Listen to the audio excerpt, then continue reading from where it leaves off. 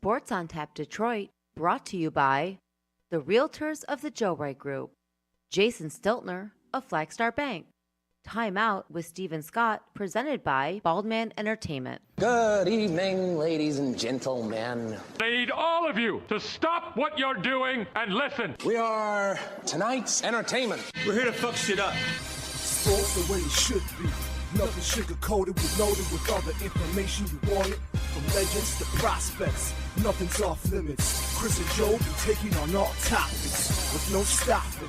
They keep it rolling and going and ball hopping at a rate that's hard stopping with news that's jaw dropping. They're getting it in. Sports Center competition, man, they in it to win. This ain't a fluke, from Carolina to Duke, from MSU to Michigan. You'll know if you listening, if you ain't, you missing it. All the excitement, they shock like a thundercloud and ride with lightning. Get it together, you know ain't nobody better. Bring heat than cold weather. You better put on a sweater, you better just let it go when all come and attack. Sit back, relax, let's tell them it's on tap. We'll do it live. Fuck it.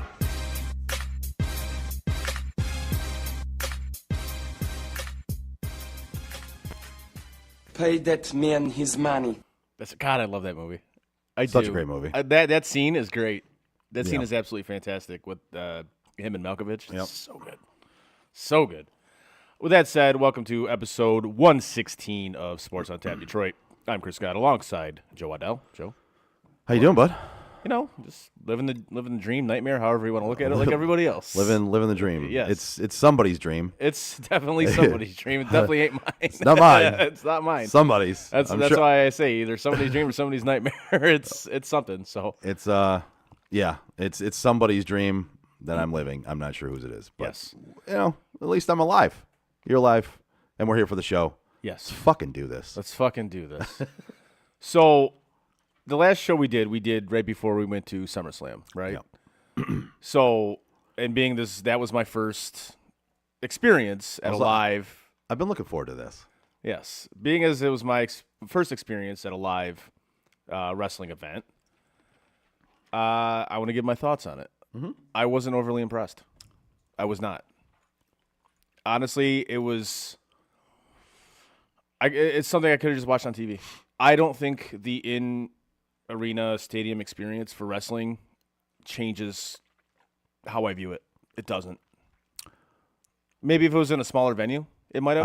I was gonna say, so being that I've gone to other ones, Yes. I can tell you that I was left wanting as well. Yeah. It was not what I was used to. Right. Again, I brought up when we got there that, you know, they only have the aisleway now where they walk out. They don't have the big stage Yeah. with the big display. Yeah. And they could have done that. There was no reason they couldn't. You could barely see the wrestlers like walking down that ramp. It was ridiculous. Yeah. There wasn't as many fireworks displays as there should have been, as there could have been, and yeah, I was left. It was very lacking. I enjoyed it. It was a good night, but it was lacking for sure. And I've been to other events where they're a lot of fun. Like if you go to a Raw event is fucking awesome. Now, Like it's a smaller event. Well, no, it's a smaller venue. yeah. They got the big stage. They got the big screen. They have more fireworks, more pyrotechnics. They're walking. You can see them walk down the ramp. It's just, and it's like the smaller venues. Yeah. Where, like we talk about it with hockey, the smaller venues like Yost.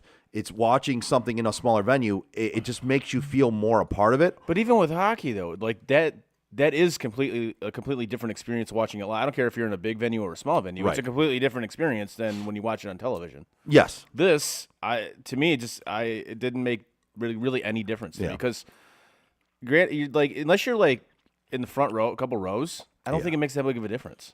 I don't. You're basically watching on a screen anyway. I will tell you it does when you're at a smaller venue because you don't have to watch it on a screen. Fair. At a smaller venue, you can still see better and you can see the ring no matter where you're at. Unless you're on the floor and you're like 35 rows Right, back. exactly. Yes. Because on the floor 35 rows back, I will tell you, I talked to Frank. I went and hung out with him. Yeah. He left right after the Battle Royal. Did he? Yep, him and Andrew left because they hated their seats. I got him. I saw where their seats were. They got him for free. Yeah. And he said as long as the wrestler stayed in the ring, Yeah. they could see him. But if they were anywhere other than that, they Anywhere other than that, you Yeah. couldn't see what was going on. Other than Right. like if they were in the ring, you could see it. But he said he hated it, and I said, listen, I didn't want to burst your bubble. I was, it was great seats to get for free and all that. I've sat on the floor for events like that. I won't do it anymore because of that reason. Right. It sucks. And then, like, if you wanted to sit close, I mean, there were charges an arm and a leg for those seats. Thousands yeah, of dollars. it was crazy. It's disgusting money they charge for those. So, like I said, I wasn't. It really didn't impress me. But then again, like you said, maybe seeing it in a smaller venue might somewhat change my opinion. Well, I can tell you that from somebody who's seen it in both. Yeah. I have the same opinion as you do about this one. Listen, it was fun to be there, but thanks Bill Gates for the update that I need an update. Every fucking show. So no, your feeling on it, even being your first time, is the same feeling I have about it. It was definitely not what it could have been or should have been or what I wanted it to be. It was not the show, the spectacle that you would have wanted. No, and especially for the second biggest pay-per-view of the year. It was just not. It was lacking completely. it was, and that's another thing about the show itself. It was chalk. We basically called every match. Every single one of them, including Io Sky coming out and Yes. cashing in her Money in the Bank. We literally called the only thing we got wrong Well, was the winner of the triple threat match between the women. before Io Sky cashed Before in, Io Sky, which we also got right. So we got 7.5 of the 8 matches right. Yeah. And like that to me, that's boring. Like you're used to seeing stuff at SummerSlam that's like different, that's surprising. That you're like, holy shit, you didn't get that holy shit moment Nope. at this. There was no returns. No, like what you nothing. usually have at a SummerSlam. There was, again, we weren't even surprised by Io Sky coming. Now, No. lots of other people were. not us. We looked at each other when it happened. We were like, "Yep, There it okay, is." There it is. We knew that was happening." It was very lacking. The only thing that was like I guess somewhat surprising was after the Lesnar Rhodes match when they like when he shook his hand or whatever like that and was basically congratulating Cody Rhodes. Yeah. Even though the match was kind of fucked up because like they kept counting Cody Rhodes out until he got back in the ring, but then Cody Rhodes got to use the ring steps. Got to use steps to hit him. Yeah, it made no sense. Made zero sense. But Zip, zilch, zero, So- nada. but like I said, overall, like I said, I would probably given the whole thing, like the environment, the matches, and B-, maybe C+. Yeah, I would probably be in that same range too. I would say a B-. Yeah, it just didn't do anything for me. There wasn't enough show. There really wasn't. And then when you had one match when literally nobody fucking cared about it, Oh, nobody. the Ronda Rousey Baszler match, that literally we were up. That's when we went to like go get beers and use the bathroom and whatnot. And like everybody else that was up there on the concourse with us were just doing the same exact thing. Yeah. because And nobody there- cared about that match. And there was a lot of people that left during that. There match. really was, and that was the funny thing when we were up during that match. We didn't even know what was going on because you couldn't hear it. Like nobody, there was no noise for it. There was no noise. Nothing. We didn't even know if it was going. And then finally we heard, the bell ring like at the end of it. We're like, oh, it's fucking over. Okay, let's go back to our seats. Yeah, and that's the other thing I want to say about this is the card itself was not. There was some of the matches that were on there that I just was not a big fan of, especially for the second biggest pay-per-view of the year. It was not what it should have been. I don't get me wrong. I had fun. Glad we went, but it was definitely not what it should have been.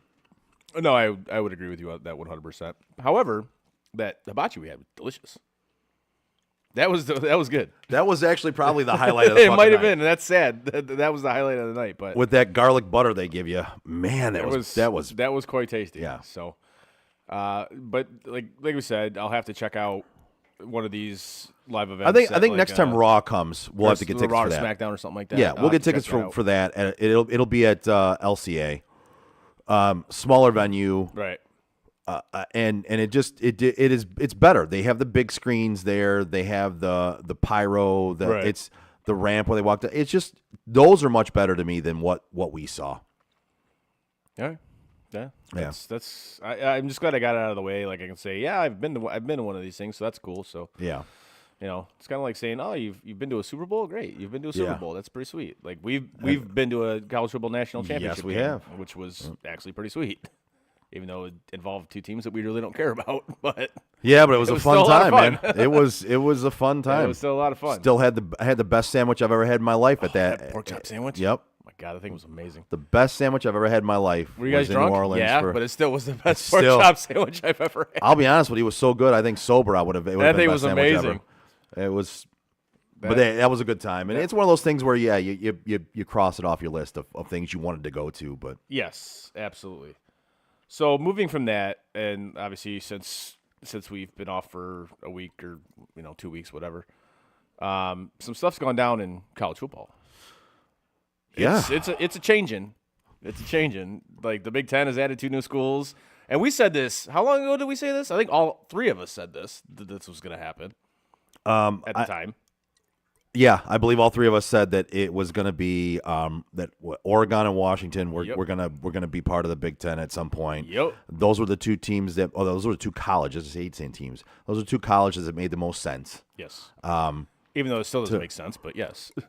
Well, it made sense for what they wanted, right? They want to get markets, and by getting Oregon, getting Washington, you're getting those markets. You're basically getting the West Coast. Right. Like and, the Big Ten now has basically the West Coast covered. Yeah, because they have USC, UCLA, yep. Washington, Oregon. Like that was where they were headed. Yep. And if you didn't see that's where it was headed, I don't know what you were paying attention to, because we literally sat here on the show a couple times and flat out said Oregon and Washington will be next to the Big Ten. It's going to happen. And now basically you look at the Pac-12, that's not even going to be a conference anymore. No. Like, it's done. Well, like, who do they have left? They got Stanford, Cal. Well, and Stanford wanted to go to the ACC, and the ACC said no. They tried. That one wouldn't have made sense. Like, but they wanted to. Right. They tried, but the ACC would have made sense, because you would have the ACC is the Atlantic Coastal Conference, right? And you'd have a school from the Pacific right. Coast coming to play for the Atlantic Coastal. It did make sense, but at this point, just make like 3-4 super conferences and call it a day. I mean, that's what's going to happen. Just be done with it. Like you see all these schools moving and shit like that. Just do what you want to do what you wanted to do in the first place. You know what looking at this, you know what actually absolutely could happen, right? Is same thing that happened with Liv, right? Yep. You could have somebody come in with money and poach schools to start their own conference. Yeah. Their own league. There was talk years ago about doing this. That could happen. I could see it.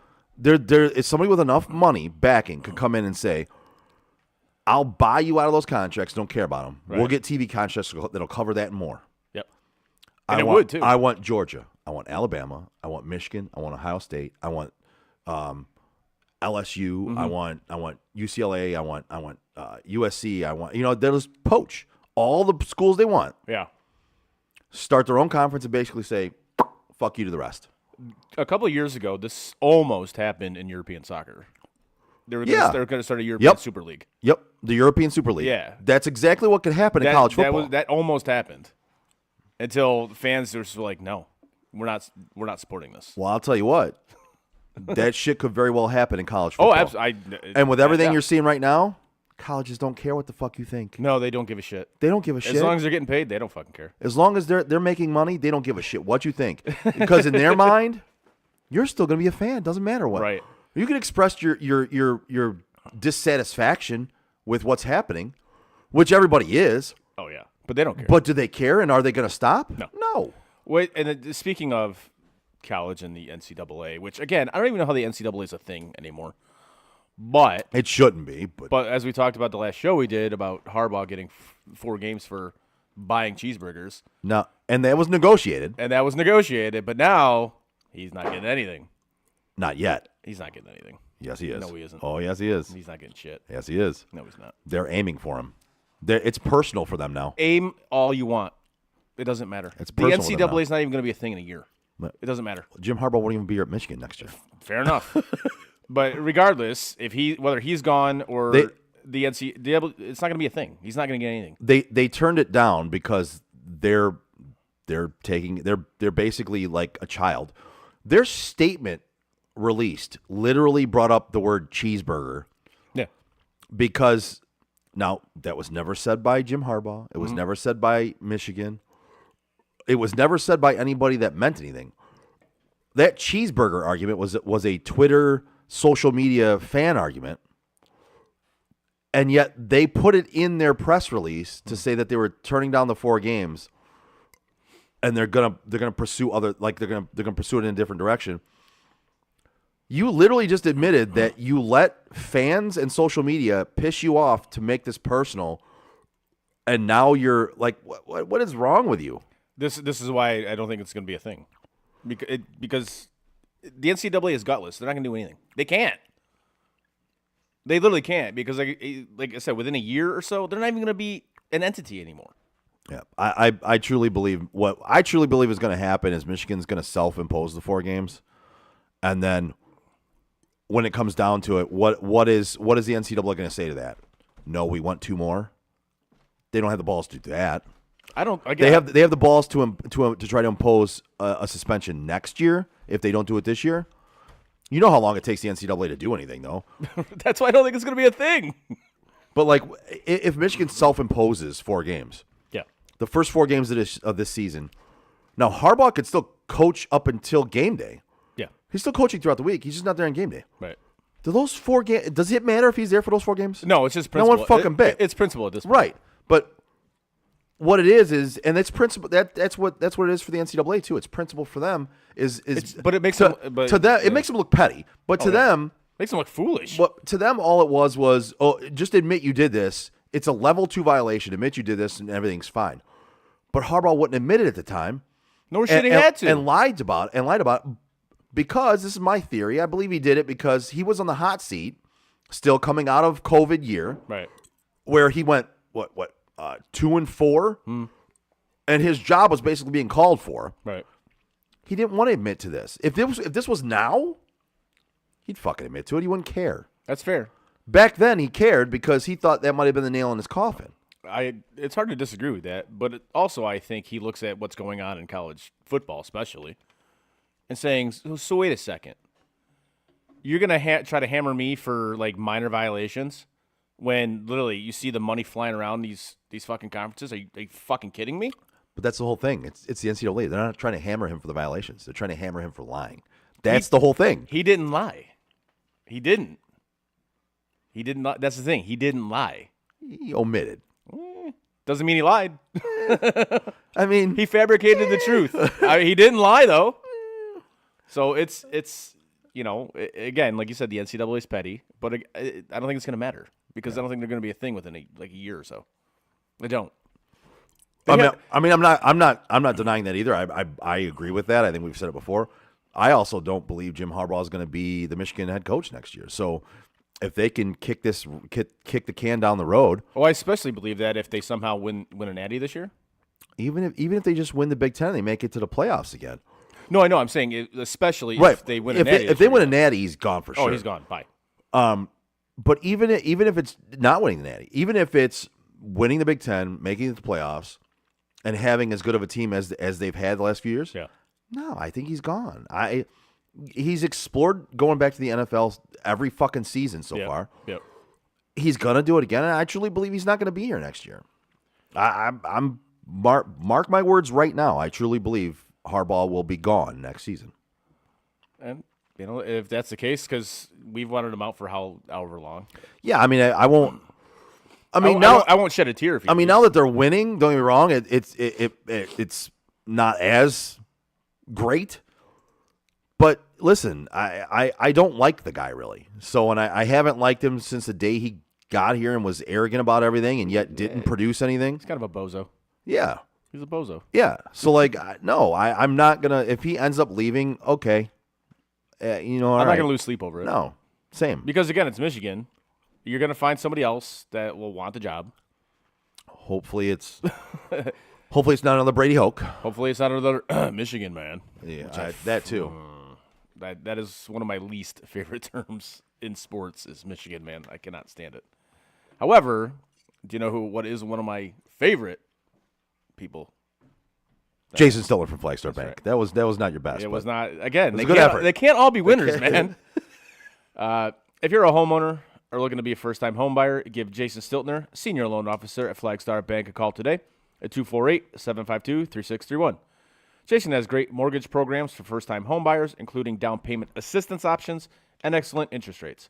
Again, give my guy Jason Stiltner from Flagstar Bank a call today at 248-752-3631 and get the excellent service you deserve. Flagstar Bank, equal housing lender, member FDIC, NMLS number 27546. There you go. At least I nailed the read, though. You did. You did. You did a good job, buddy. Thanks, man. Thanks. So, you want to move on to some NFL stuff?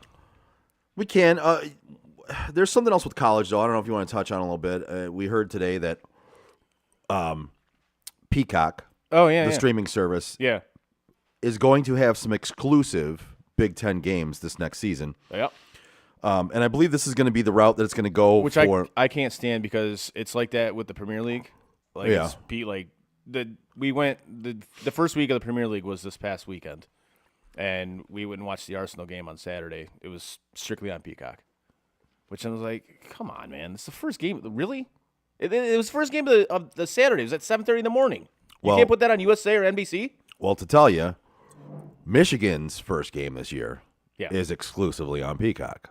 You cannot watch their first game of the season if you're not watching it on Peacock. But I have Peacock. Now, and I do too. Yeah. There's some people that are really upset about this because, And I get it.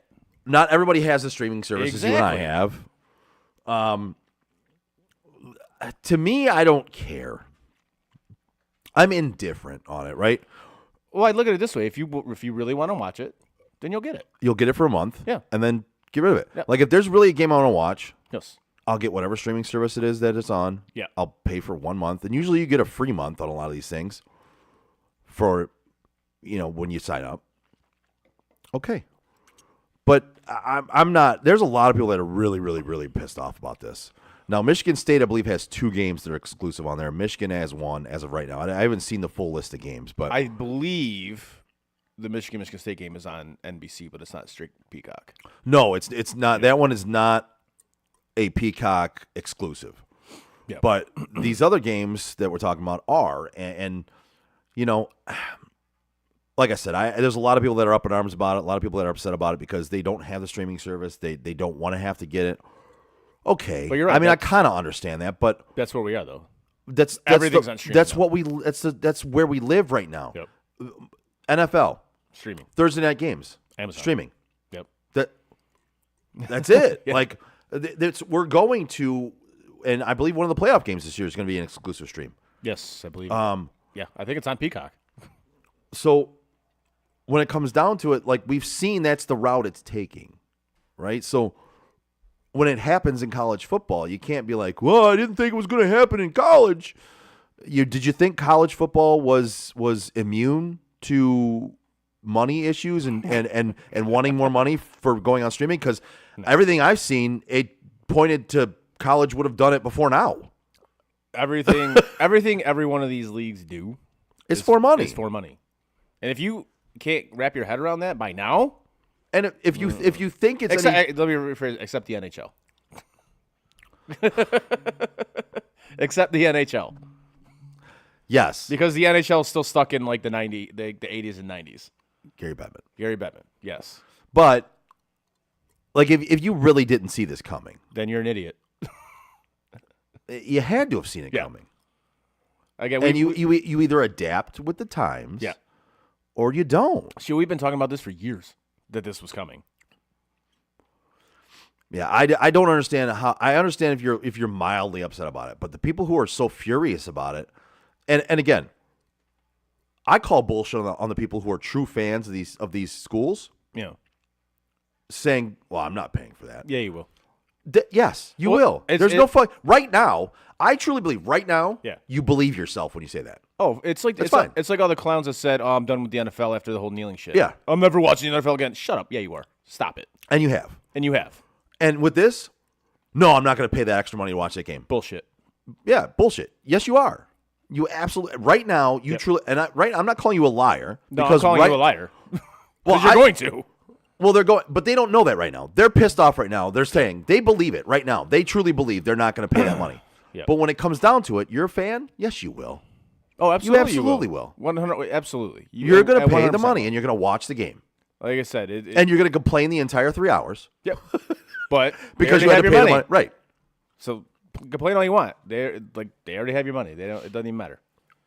But like I said, it was just like the clowns that I'm done with the NFL, like with the dealing shit. Stop.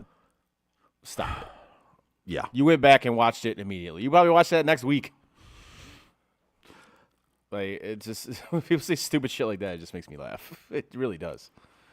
But So dramatic. it is so dramatic. So I wanted to hit on this another somewhat college topic, somewhat NFL. Okay. Did you see this thing with Michael Orr from like The Blind Side? Yes. Did you see this? Yes. And I can tell you, I am not surprised. Not even a little bit when I heard this come out.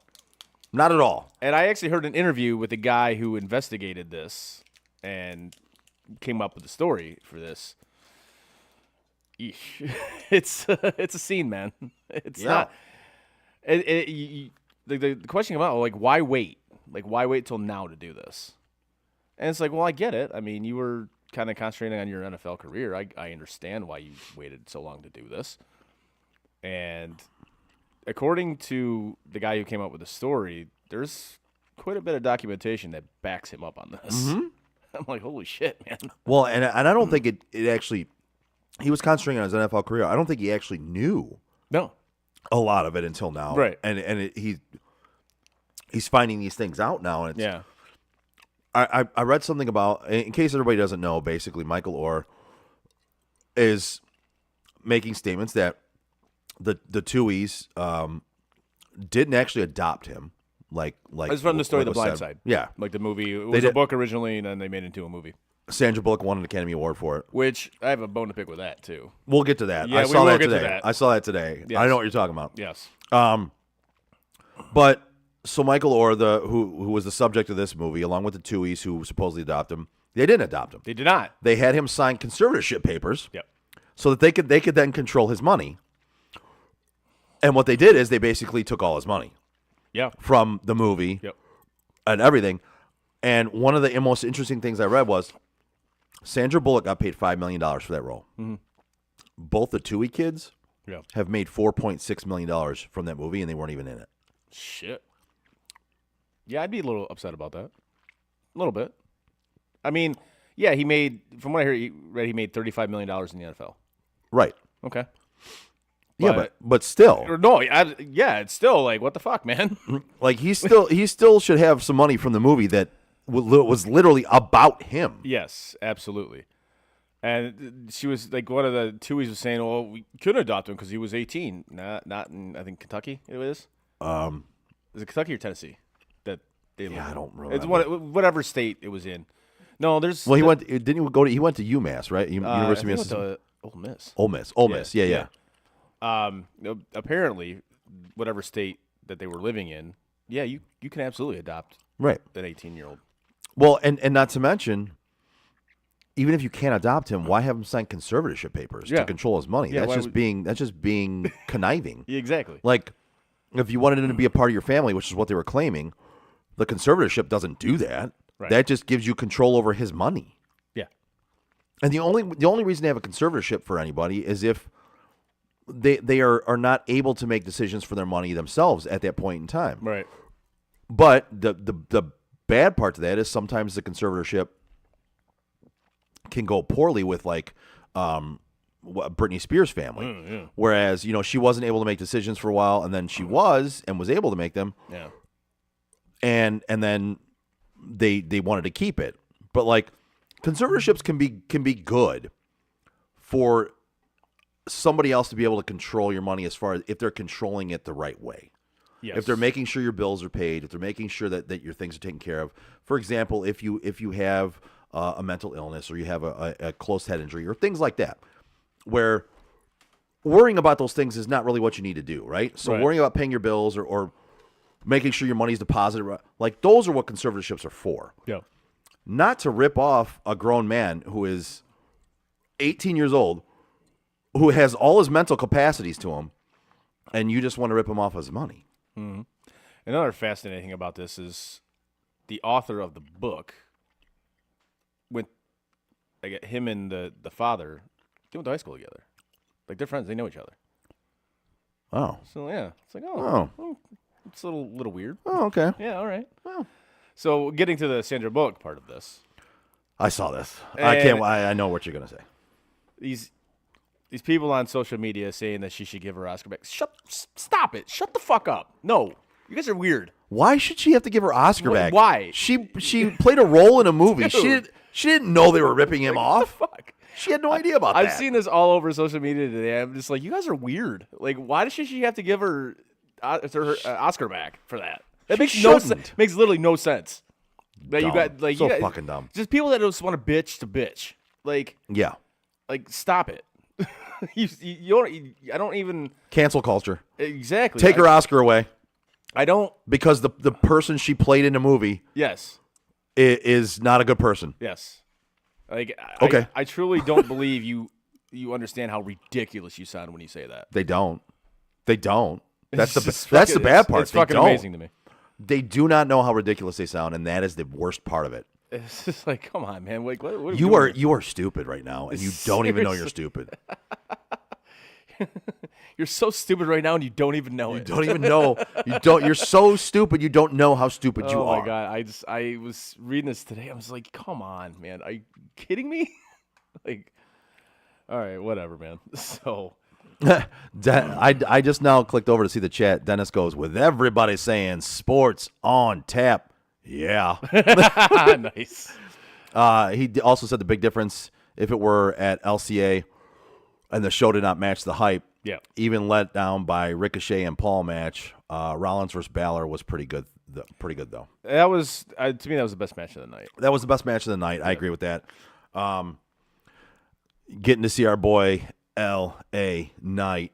Yeah. Yes, which we knew Was great. We knew he was going to win the match, right. but yeah, it was great, man. I'm kind of disappointed I didn't see your messages till now, Dennis. That sucks, but thanks for listening as always, buddy. Yes, And, we it was appreciate good to it. see you that night too. It was. So sticking in the NFL, we've had some signings of running backs, which okay. So the One to a team that I wasn't expecting, and one to a team that I fucking knew was happening. It was just a matter of time. so Dalvin to the Jets. Yep, Yeah. knew that was So happening. Dalvin Cook to the Jets and Ezekiel Elliott to the Patriots. Yep. And frankly, neither one of these moves does anything for me. I love the Dalvin Cook move because it's insurance for Brees Hall coming Right. back from the injury. It makes sense for that team to get a guy like Dalvin Right. who still has trailing tires, who is not washed. His numbers would say otherwise, but his analytical numbers would say otherwise. well, like the guy, you still needed a guy because Brees is not back from that injury yet, and Here- Michael Carter's not that guy. All right, so let me somewhat change my statement. Yeah, If Brees Hall doesn't come back to the running back that we all think he can be and the running back he will be, then this move literally does nothing for me. Because Dalvin Cook's not the guy. He isn't. His numbers, when you dive deep into him, he's not the guy. he can get the job done You think so? on a team like that. Yeah, All right. with an offensive line like that, on a team like that, with a defense like that, he's been there. He can get the job done. Brees is at this point in his career, Brees can be better. The only problem is coming off of knee surgery, and as we've seen, it can take you more than just that year to recover from that. A lot of time after knee surgeries like that, you blow out a knee. It's not that next year where you're recovered that is the best. It's the year after that where you're truly back to 100%. You know what I mean? And this is kind of what I'm saying. I think that is now if Brees is back to being the guy, then this is just insurance policy. But I think the Jets needed to sign somebody. They needed a guy other than Michael Carter back there. And I think this was the best guy they could get, and they're not paying him that much money. I mean, honestly, it's not a bad contract for them to sign him to. Now, everything I read about the Jets' offensive line, we say how good it is. It's actually not. It's in the bottom third of the league. They're going to be 24th. They're going to be better this year. I would put How them. much I would put them at the middle of the pack. How much better? Middle of the pack. Really? 15th. Okay. Yeah. All right. I mean, Nope. is that good enough? You I think so? with everything else they got, yeah. All right. I mean, listen, you've got Aaron Rodgers, you've got Who can't move Garrett, anymore. you've got Garrett Wilson. Okay. You have a receiver that Aaron Rodgers knows very well in Allen Lazard. That's opposite Garrett Wilson. Yeah. And from everything I see and everything I read about, Garrett Wilson and Aaron Rodgers are just an outstanding connection right now. Like they're on the same page. And Garrett Wilson is looking amazing in preseason. If you have a running game with that, you already have the defense. Yeah. You know, you don't have to be perfect in all areas. You just have to be really good in most of them. I think they hit on that. That's what's going to win you games is your defense. Because their defense is going to be really good. Yeah. It's going to be like they have arguably the best cornerback in the league, and he's only in his second year. I think he is the best cornerback in the league. I would agree with that. I would agree with that, but some people would argue that. So I say arguably, but I agree. But I think he's the best cornerback. I believe he is the best cornerback in the league. And that's crazy that yes, he was a rookie last year, so that tells you how good he is. But yep, and I believe he's from Detroit, right? I believe he is. Sauce Gardner? Yeah, I think he went to like Cass Tech or something, didn't he? Maybe. I'd have to see that. I have to Google that. Go to Google machine. I can't say for sure. And if he did, I'm ashamed I don't know that. I'm almost positive he did. But then also, he went to Martin Luther King Senior High School. Also, like you said, Zeke going to New England. That's the one I didn't see happening. That's the one I'm just kind of like, yeah, all right. Again, I think what they'll use him for is short yardage, goal line. Ramondre Stevenson is still going to be the back there. Yeah. Like that, by all accounts, he's going to be the guy. It's not going to be Zeke. Zeke is going to be the guy who spells him at this point in his career. Zeke is not going there to be the guy. He might be your goal line, goal to go guy. Yeah, he's going to spell Stevenson, but Ramondre Stevenson's still going to be the man. Might get you some fantasy points.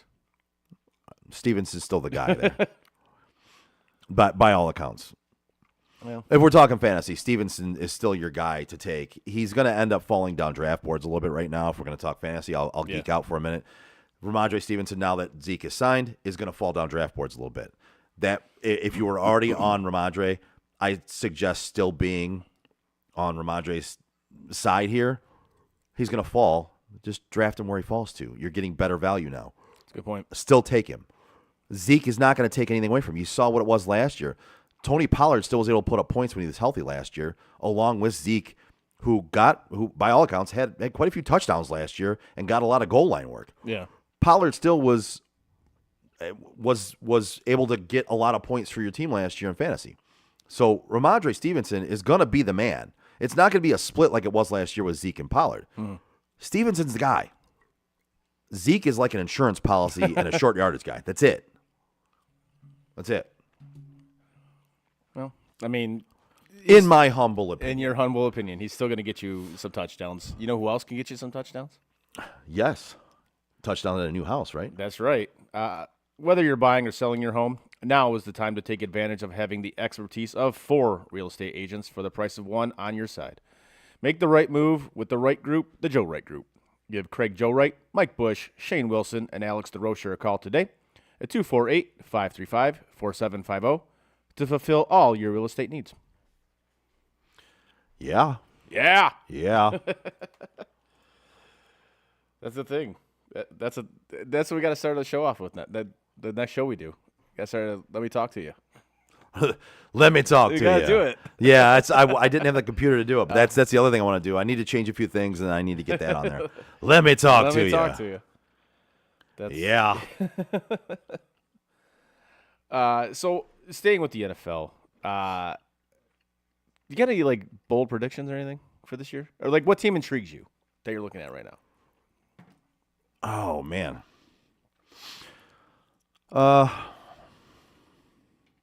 Let me think about that for a minute. Yeah, all right. Give me a minute. I think the team that I was kind of on them last year, and they intrigued me last year, but I think you're going to see a lot of stuff out of Jacksonville this year. I really, really like that team. I think Trevor Lawrence could be a dark horse for MVP. Oh, I like that. I do. I actually like that a lot. Well, you already got Christian Kirk there. You have Evan Ingram, who came from New York, who played well.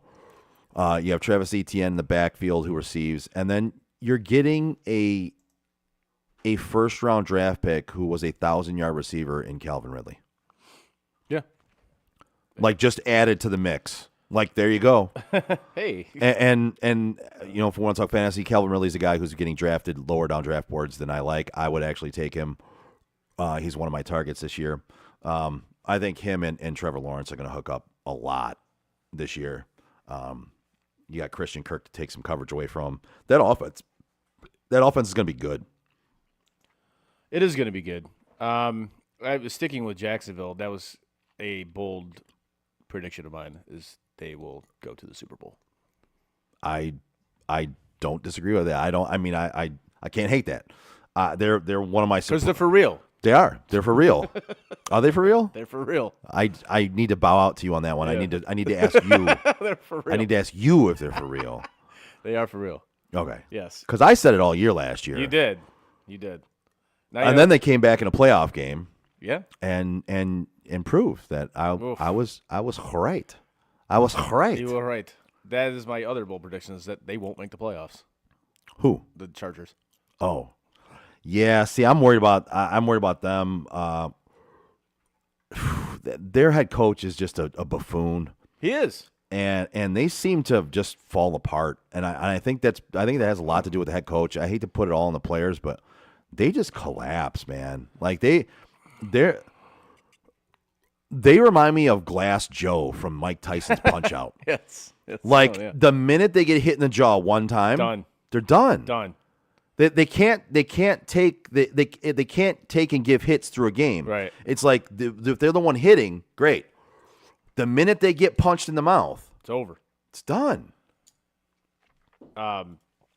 Speaking of something else that we might be done, is Trey Lance. That dude, and we both liked him coming out. Yeah. That dude, he is struggling big time. Struggling big time. He's like Joe Namath hammered on Monday Night Football, struggling. It is bad. I don't know. Frankly, I don't know how you're gonna get out of that. Like, how do you trade him? Like, what are you gonna trade him for? A 6th-round pick? That might go down as one of the worst trades in NFL history. It could. Because like he's just not getting it. He's not there. He's not the guy. And I actually want to see what he did this last preseason game. I didn't really get to see it. I don't believe it was good. I don't believe the Niners were good at all. They lost 34-7. So I don't think anybody on the team was very good. Well, that's the funny thing. Like you see in these preseason games, like we'll take C.J. Stroud for instance. He didn't exactly have the best of games, but it's like you see flashes. Calm down. Right. Like literally the first pass he threw, it was horrendous. I think it was picked off, wasn't it? It was late on it. It was just a horrendous pass. Yeah. But again, rookie, first pass, let's calm down. Trey Lance, his numbers were 10 of 15, 112 yards and a touchdown. Okay. He did get sacked 4 times. That means either A, he's holding on to the ball too long, or B, his offensive line just... Sam Darnold was 5 of 8 for 84 yards. Yeah. Let's see. Brandon Allen was 5 of 8 for 36 yards. So nobody was great. And by the numbers, Trey Lance, his numbers weren't bad. He had 1 rush for 2 yards. Sam Darnold had 1 rush for 0 yards. But I mean, let's face it. I think that job is Brock Purdy's to lose once he's healthy, right? I think he cemented that. Mm-hmm. Now Trey Lance has to do something to salvage his career, to get somebody to either want to trade for him, or God forbid Brock Purdy is not the guy, then they can turn to him. I'd say I think Trey Lance has all the talent in the world. He just got to be able to put it together, and I just things have not gone his way. And I don't know whether it's his fault or what, but it's weird. It's like because he didn't start that much in college, and then you had the whole COVID stuff. He didn't get to play, and last year he got hurt. So I mean, how much real football has he actually played? He hasn't. Not a lot. He hasn't. And you're gonna try to learn on the fly in the NFL. Eesh. Right. That's generally not gonna work. Like you can do all the practice you want, you can watch all the tape you want. It doesn't matter. Like it's hard to learn in the NFL how to play quarterback. You know? Yes. Even given how this league is geared toward quarterback play. And I've said this numerous times. It's hard to be a bad quarterback in this NFL. It is. Yes. Well, yeah. I'm not as much on that as you are, but yes, I would agree that it's more in your favor these days than it ever has been to be a quarterback in the NFL. But when you're trying to do it on the fly in the NFL, like that's probably not going to work. So speaking of quarterbacks, yeah, I have two in mind. Yes. Besides Trevor Lawrence, who I think could be a dark horse for the MVP. Right. I have two quarterbacks in mind that I think will surprise people this year. Justin Fields. I don't want to. No, because I think I'm on. Everyone knows I'm on board with the Justin. You are, yes. I'm on the Justin Fields train. You know what I mean? Like he's gonna be good. Okay. He's gonna be a lot better than last year, and he already showed last year he can get the job done. But two quarterbacks that can surprise for me. Do you have any? And I'll give my two. Do you have one or two quarterbacks that you think will just succeed this year without people really thinking they're going to? Give me a minute on that. Give me yours. Okay. I didn't think about that. My first one is going to be Pickett, Pittsburgh. Yeah. I think another year in that offense, another off season with the team. I think him and George Pickens are going to be a great connection. I really think they're cementing that during the off season. I think he's going to take big steps forward. I think he has the right mindset to play quarterback in the NFL. He doesn't let bad plays get in his head, and he can bounce back from them. Another one is going to be a big surprise to a lot of people. I think Jordan Love is going to be pretty good this year. That was the one. That's literally one that just popped in my head. I think he is going to be. I think he's going to be good. I think Jordan Love is going to be pretty good this year. I think what we've seen from him so far, we've all judged him based on a very, very small amount of work, and it hasn't looked pretty. No, but I from what I see in the offseason, from what I see in preseason, I think we're going to be surprised by him. I think he's going to look pretty good. I'm not saying he's going to be a fucking Pro Bowler. I'm not saying he's going to come out and replace Aaron Rodgers right away.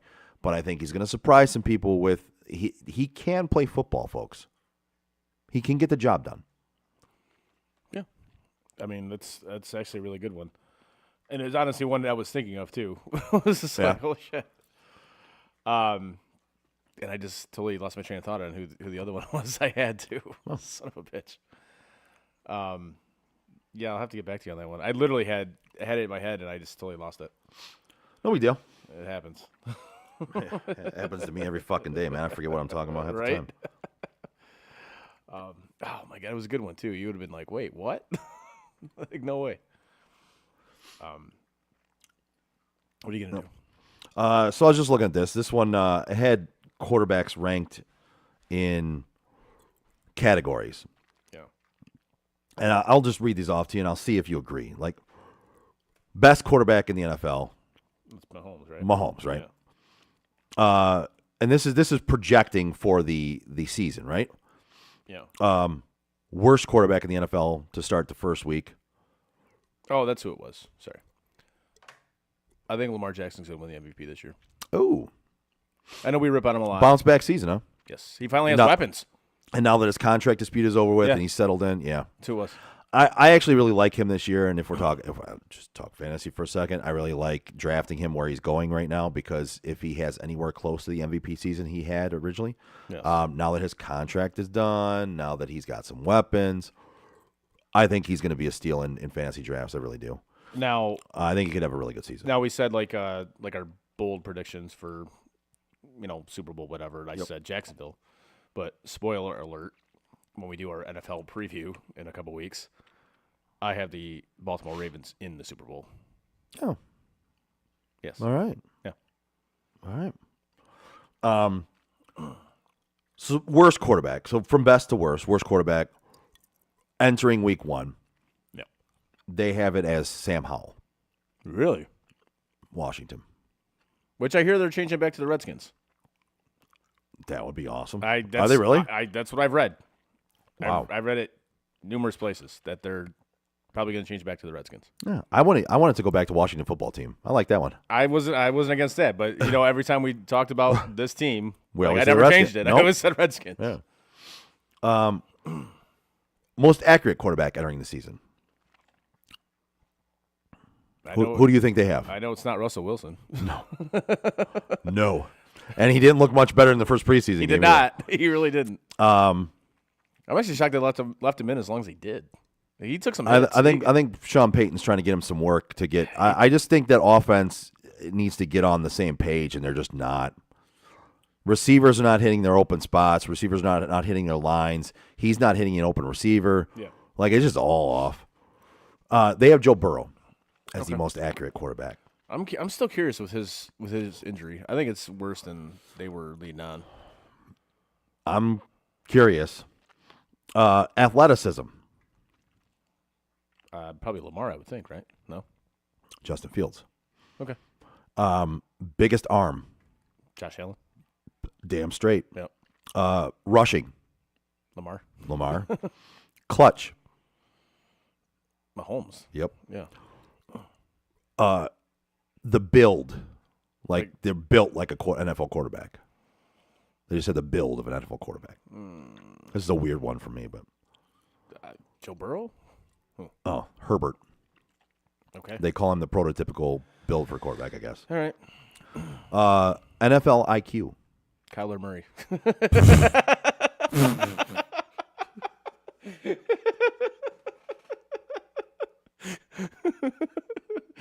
Wait, is that wrong?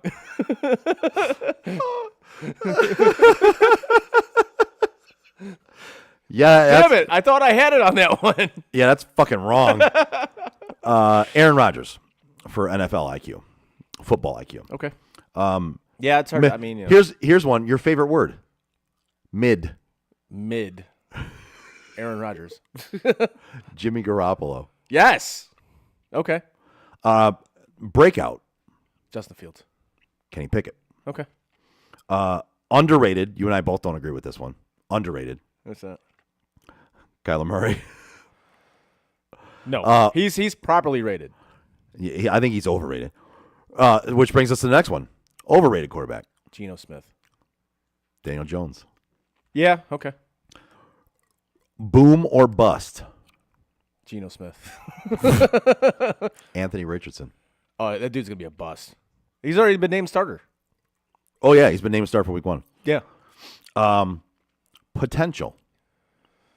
Now, these last two are weird because one says potential and one says rookie, and they're both rookies. Potential? Yeah. What's the kid out of Alabama? Stroud? Yeah. No. No. Bryce Young? Yeah. Yeah. No.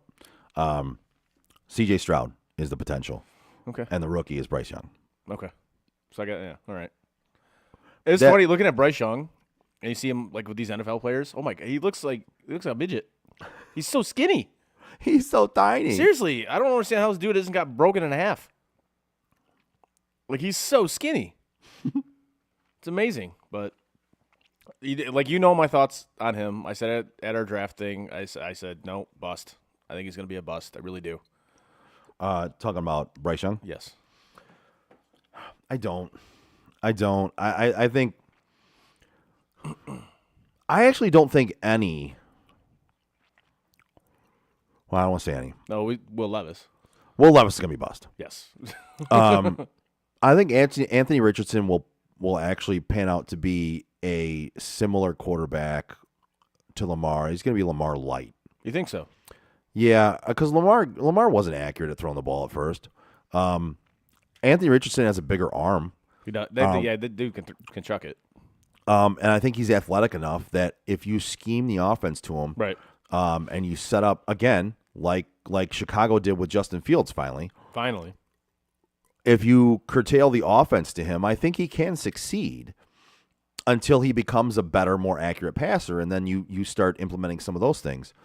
I think he will be successful in the NFL because of the reasons, kind of what you said.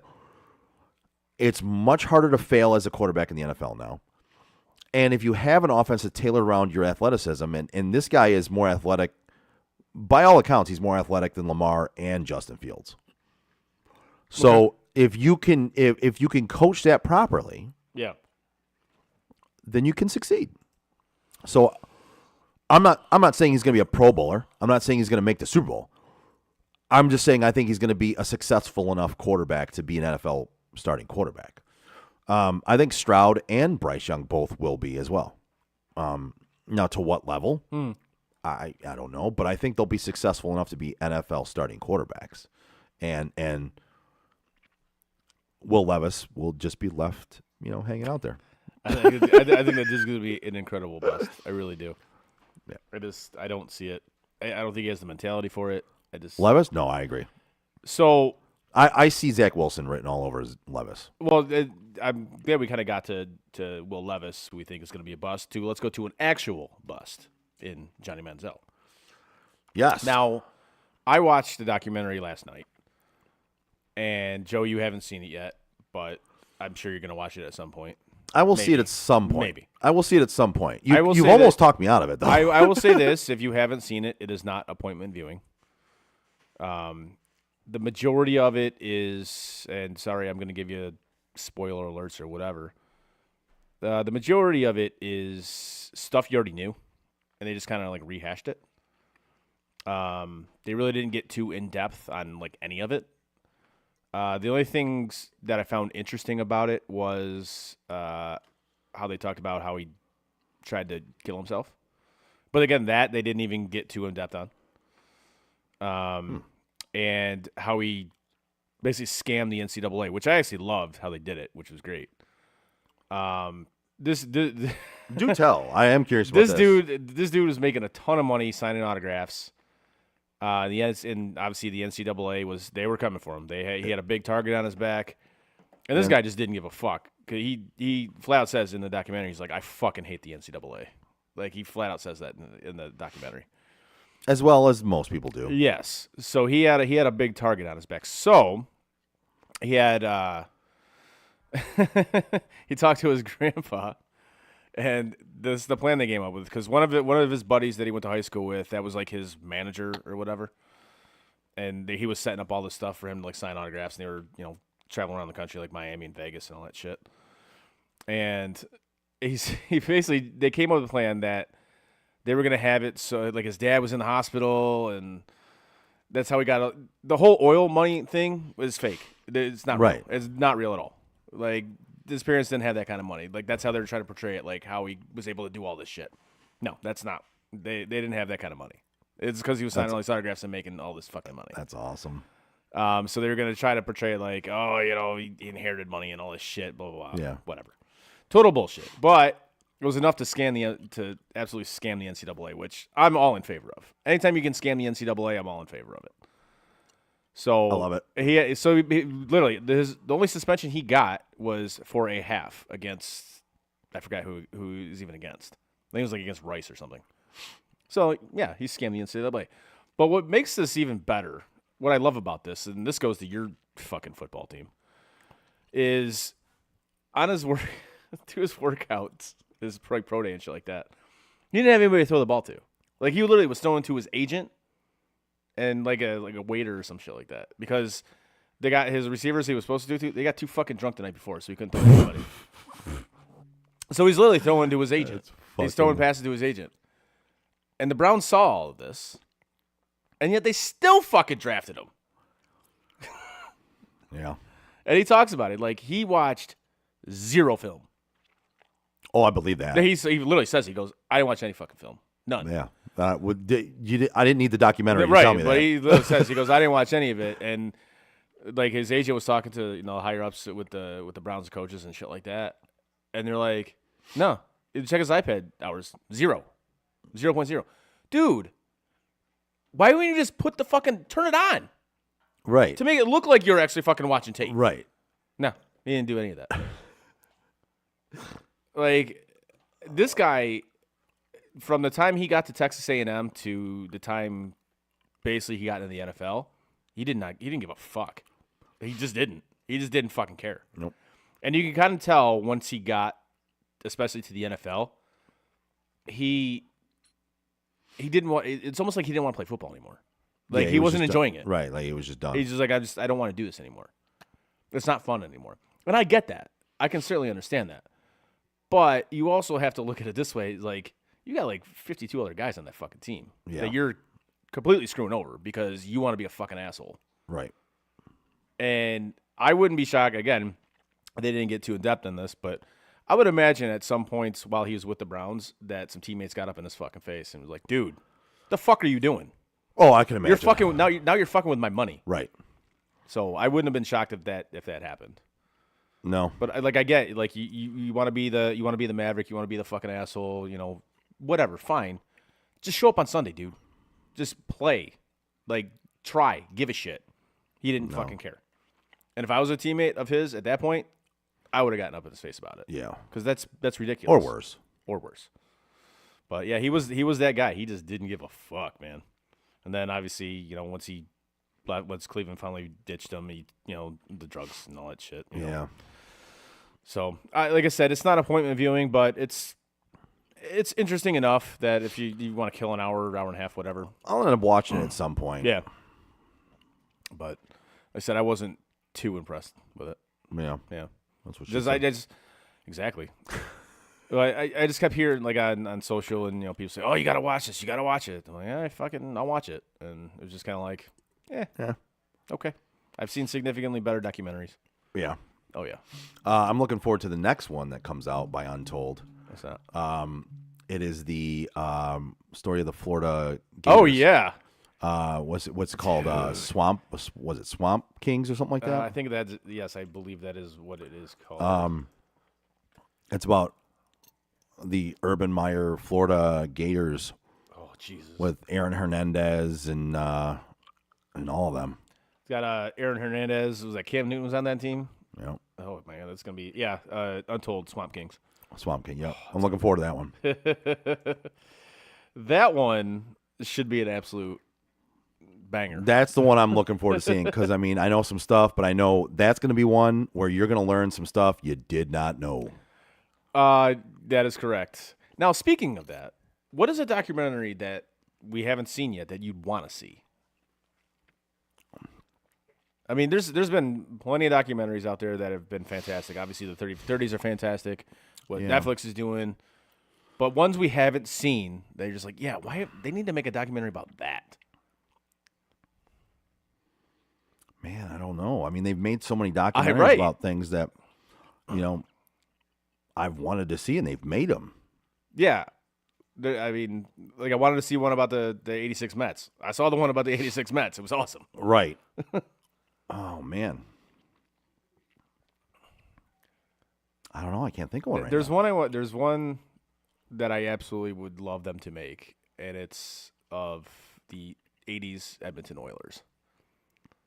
Because not only were they arguably the best hockey team ever, but a lot of their off the ice was Yeah. it was pretty legit. I would love. I can't think of one right now. I would man. love to see that. Yeah, almost everyone that I wanted to see, Right. they've made at this point. Right. Because they make so many documentaries. They're releasing them left and right, man. Like we saw the Red Wings Avalanche one, which was good. It wasn't great. It was good. But yeah, Saw the Russian 5 documentary, was which was all about them. Yep. Which a different aspect of that in that time. Yep. The Michael Jordan. Yeah, I think that was more of a miniseries than anything. Yeah, but it was documentary-ish, but it was still that was fucking good, man. Yeah, I really enjoyed that one.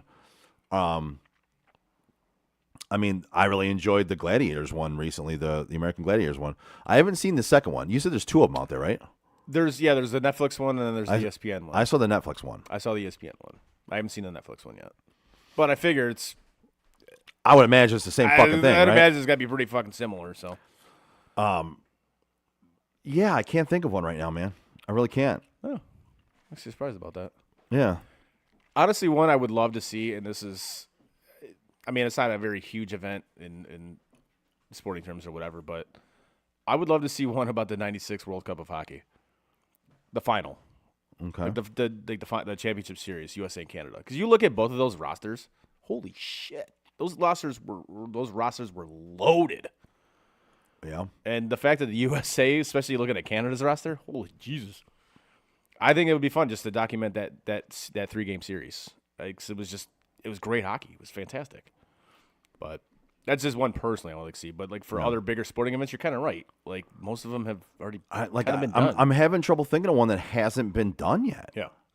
I think a few years ago, and spoiler alert, in about 3 weeks, we'll be coming up on starting our 4th season of Sports on Tap in this version. Yeah. So, yeah. That is Sports on Tap. Let me talk to you.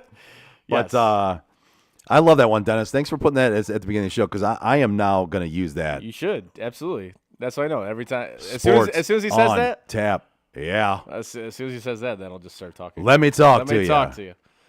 But yeah, like we were saying, it's a lot of these documentaries that about like bigger sporting events they've already been made. So it's kind of like, well, that's why that's why I'm looking at like I guess. Well, they made the smaller. Malice in the Palace one. They did. I still haven't watched that yet. It was. Honestly, I don't have a desire to watch it. I enjoyed it. It was very pro Pacers. Yeah. But I think it was made from their aspect anyway. And that was an Untold as well. Right. The Untold ones are pretty cool. I think they do Yeah. a great job at the documentary aspect. But yeah, I can't think of a major one I would want made that hasn't been made already. I mean, give me a few years ago, I would have been giving you some. But yeah, but we got him. We got him. Right, we got him. So, I don't know. I think there's some coming out from ESPN that are supposed to be pretty good. The 30 for 30s are awesome. They are. I agree with you. I'd say the majority of them. There's a couple that are just kind of like, yeah, I could take them or leave them. But we'll see. I mean, hopefully they got some new ones coming out because I do like watching the sports documentaries. They're actually pretty good. So. And coming up here in the next couple weeks, we're going to start our betting again, our betting segment, our picks segment. Yeah. And then we're also going to get back to our Taste This segment, which will be brought to you by Bald Man Entertainment, who is one of our sponsors. Bald Man Entertainment, if you're looking for a DJ for any occasion, it's one of the more stressful parts of trying to plan a big event. Getting a DJ. And if you're looking for a DJ, we have just the guy for you, Bald Man Entertainment, and DJ Steve Waddell. Bald Man Entertainment is the way to go. The Reggie White 30 for 30 is coming up. Nice. That I will watch. Nice. That dude was a monster. Yes, I will absolutely watch that. I will watch that too. But once again, we'll be doing those segments, and Taste This will be brought to you by Bald Man Entertainment. Looking for a DJ for any occasion, he's your guy, Bald Man Entertainment. Yes. Well said. Well said. Yeah. Yes.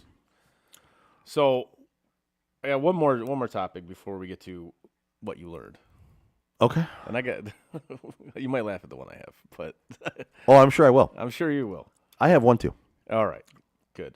So, I heard a topic the other day, and obviously it's a topic, you hear just in passing or whatever, but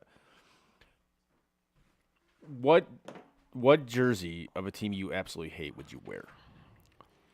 Like player-wise. I would wear a Colorado Avalanche Joe Sakic jersey. I have one upstairs. All right, I can see that. I would. That's a good one. I hated that team. Really did. Yeah. But I always had respect for Joe Sakic. Correct. He was a class act, and he's one of the best captains ever in hockey. So, see, mine's tough. It's like either like a Bergeron Bruins jersey I would wear, or even though I have a Cam Neely Bruins jersey, but you gotta have Seabass. I mean, come on. So yes, Kick his ass, Seabass. I suppose that one I would wear because I have worn it. But I guess the ultimate one would be probably a Mattingly Yankees jersey. I actually have a Don Mattingly autograph. Do you really? Yep. Because you know how much I fucking hate the Yankees. He used to have a restaurant in Indiana. Yeah. And my grandparents would go there. He signed a napkin for me. Did you get it authenticated? I didn't, but I can. But yeah, I have an autographed napkin that I've had since I was really fucking young. No shit. And being that I'm moving, I came across it the other day. Nice. That is the one, I guess, cool thing about moving. As much as it sucks. You come across some shit that you forgot you had? Yeah, you come across just random shit. You're like, holy fuck, I totally forgot about this. Shit you put away because you didn't have room for it. 100%. And then you're moving and you're like, Oh, damn, there it look is. at that. I totally forgot about this. I came across my Curtis Duncan autograph that I was telling you about that my dad got for me. No shit. Yep. See, that's cool. I have a Mario Andretti, a Michael Andretti autograph that I forgot about. All right. I came across some autographs that I completely fucking forgot I had because I didn't have room to display them. They were just in a box. Exactly. And that's what happens. They just get put into a box and you totally forget about it. And then you're like, well, what box did I put them in? I don't know. I have no idea. So, anyways, on to what did you learn? You want to go first this Yeah. week? All right, go ahead. Again, you go down these rabbit holes of watching these short videos, or if you go down the Twitter rabbit hole or the Twitch rabbit hole or whatever videos you watch that are the short ones, you go down the rabbit hole. Oh, this is a lady friend special. This is the Instagram rabbit hole. Oh, okay. 100%.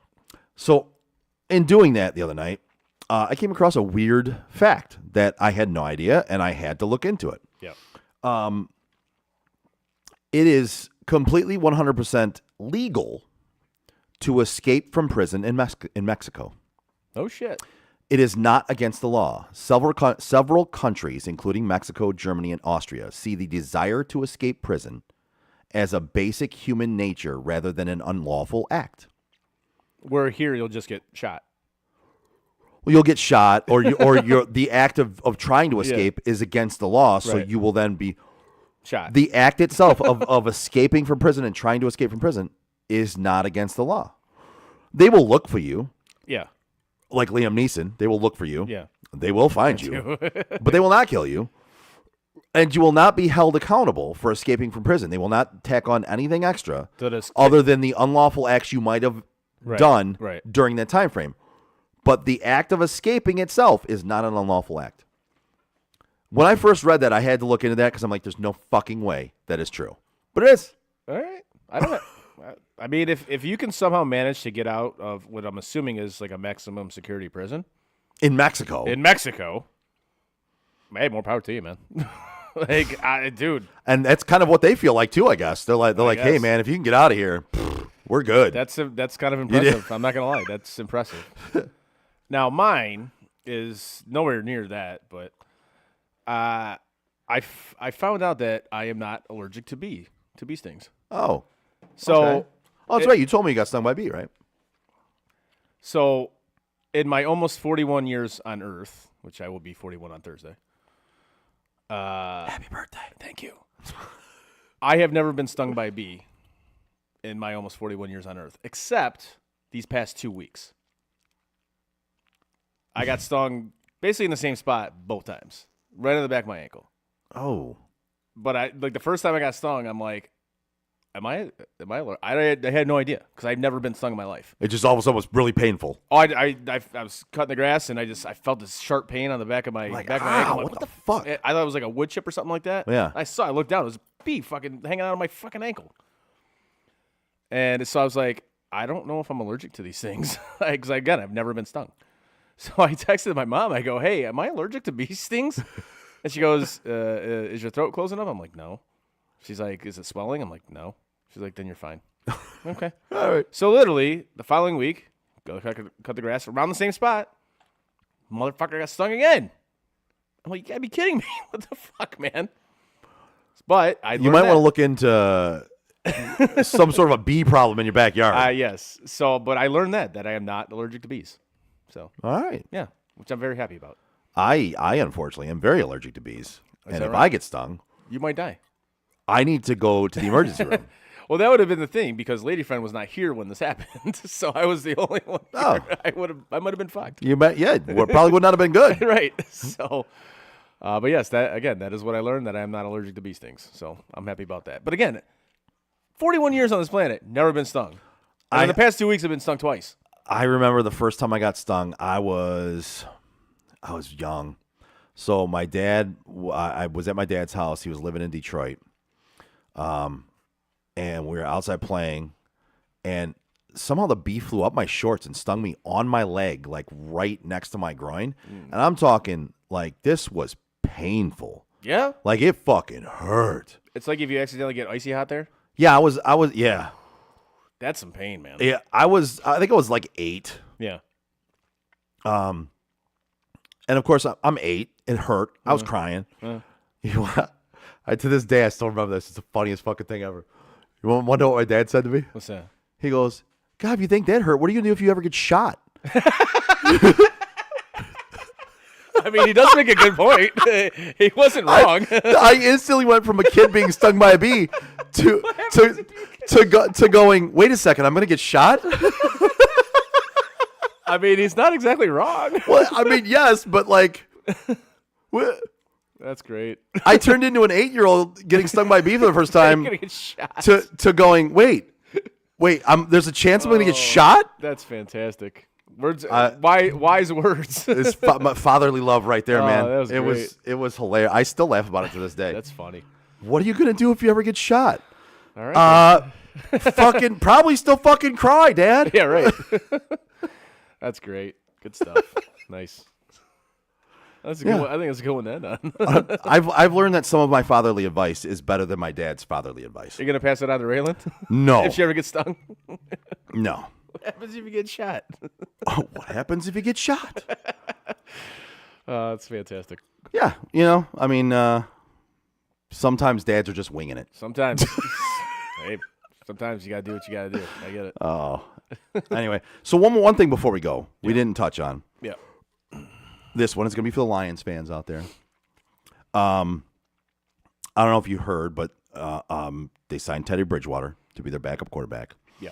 And literally the dude's in town not even long enough to take a shower in the facility.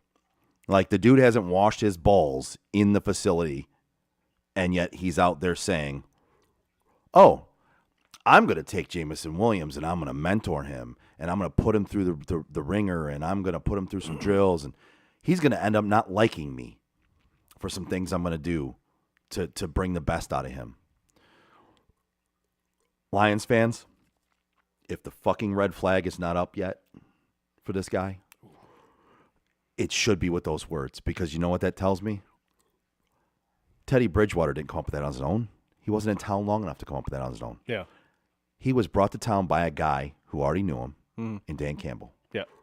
And Dan Campbell said, I'm bringing you in here to be my backup quarterback. I think you can get the job done, but I also need you to take my number 1 draft pick, my first-round draft pick, my number 12 overall draft pick from 2 years ago, and I need you to get the best out of him because I don't see it. That is a fucking problem. I would agree with you. Because there's no reason for him to say that No.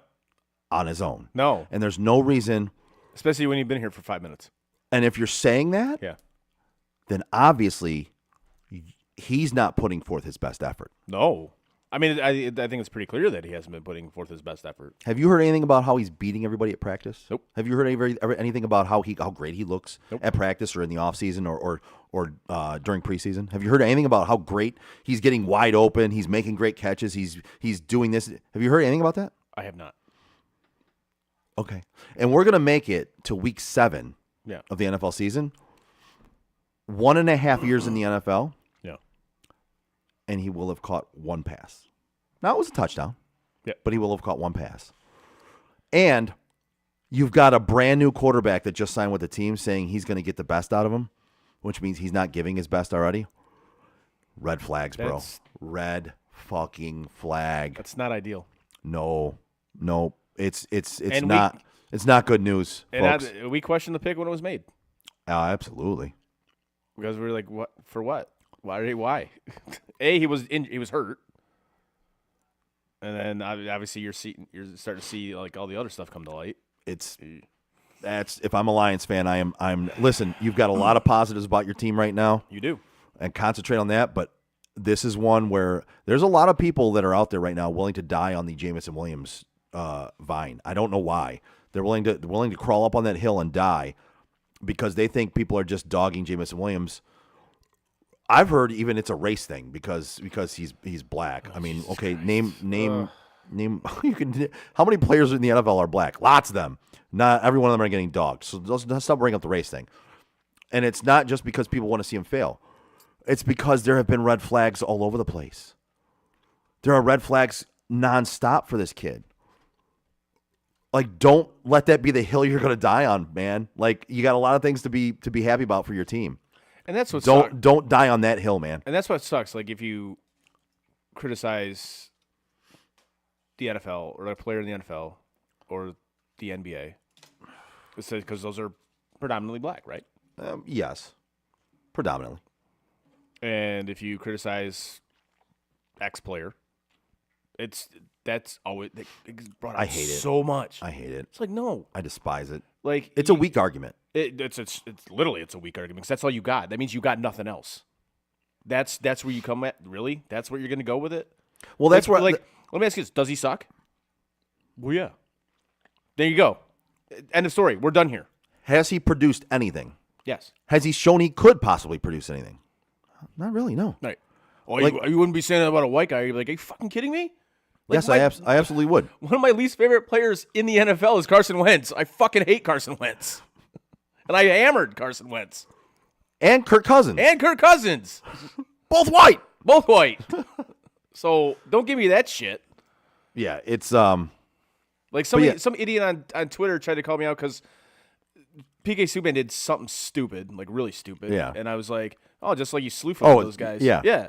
And he's like, oh, it's because he's black. I'm like, dude, like you made this about race. literally has not nothing me. to do with it. Literally, did he slew foot people in the NHL? Yeah, he did. So what's your argument? What do you got? Well, that would be my argument for this one. Is I called him out because he actually did this. well, that would be my argument for this one. Is argue against the fact that there's a problem with Jameson Williams right now. Yeah. If the quarterback who just got into town and hasn't even had time to break a sweat Yeah. is literally saying, I'm gonna take him under my wing, I'm gonna mentor him, I'm gonna make him a better player, I'm gonna get the best out of him. That's a fucking problem, bro. It's not a problem. I mean, And argue against it. and you can't. You can't. Other than because he's black. Right. Got it. Okay. And that's where you lose literally all credibility with me. Absolutely. When you like Because that's the first thing out of your mouth is, oh, it's because he's black. Well, okay. We know you know nothing about anything. Most of the time, if you bring up racism in anything like that, whether it's black, white, Asian, whatever, you lose credibility to me. Because if you're criticizing somebody in sports, not in everything, but in sports, 99.9% of the time, it has nothing to do with race. It has to do with the performance. Yeah. So, like, the fact you're bringing up race is like the first argument back to that. Then is completely weak. Then I'm out. Yep. Like I don't have time for you. But All right. I think that brings us to the end of the show. Give us a like, a share, and a follow on our social media like Facebook, Twitter, Instagram, Twitch, and YouTube. You can find all of our podcasts on your favorite podcast provider. Check out sotdet.com where you can click on shop. We will also be having NFL stuff for the year. We'll be having fantasy rankings and information.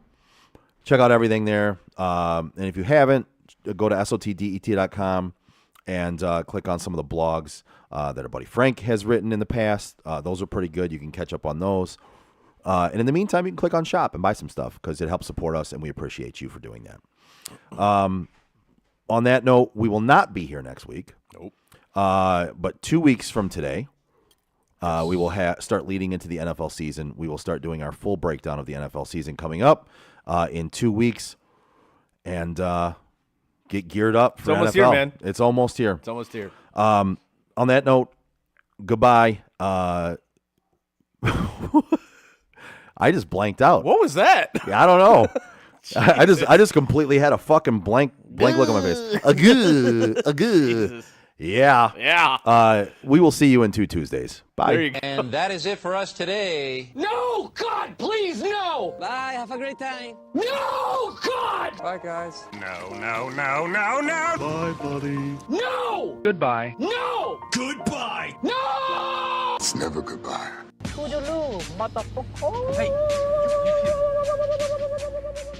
know, we've been through our ups and been through our downs. And you were meant to be here tonight. You guys will always be in my heart. Great moments are born from great opportunity. I think the most important part is that we all stay together throughout. Don't give up. Don't ever give up. Live Fight like hell. The best thing I have ever done, the best thing I will ever do, is be a dad. God, I love you guys. Mamba out.